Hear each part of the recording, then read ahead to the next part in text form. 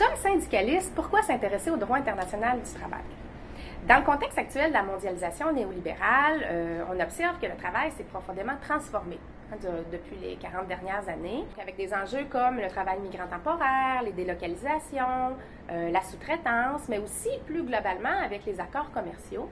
On constate que l'action syndicale ne peut plus s'inscrire strictement dans une logique nationale. Donc, ça dépasse le national pour aller vers des enjeux qui sont internationaux. Dans la même veine, on observe que nos conditions de travail ici, dans les pays du Nord, sont vraiment liées aux conditions de travail dans les pays du Sud. Donc, on observe qu'il y a une spirale vers le bas des conditions de travail.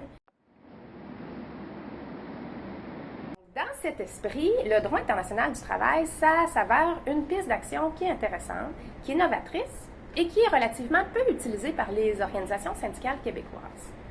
Donc, quand on parle de droit international du travail, ça regroupe une série d'outils.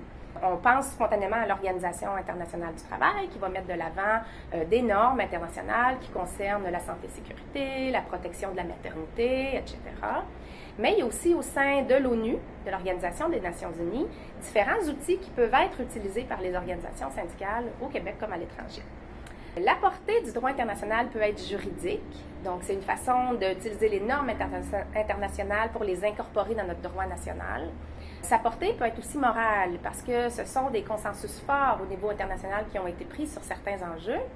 Et finalement, c'est une portée qui peut être aussi au niveau de l'éducation, de la conscientisation et de la mobilisation parce que c'est une façon de confronter les États aux engagements qu'ils ont pris sur la scène internationale.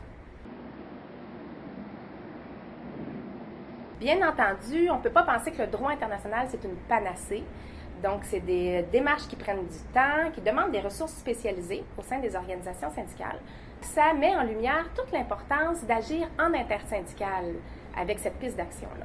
Donc, en conclusion, on peut dire que le droit international du travail, c'est une piste d'action qui est vraiment intéressante dans le contexte actuel, qui est vraiment à inscrire dans l'esprit du renouveau syndical dans le contexte de l'économie globalisée.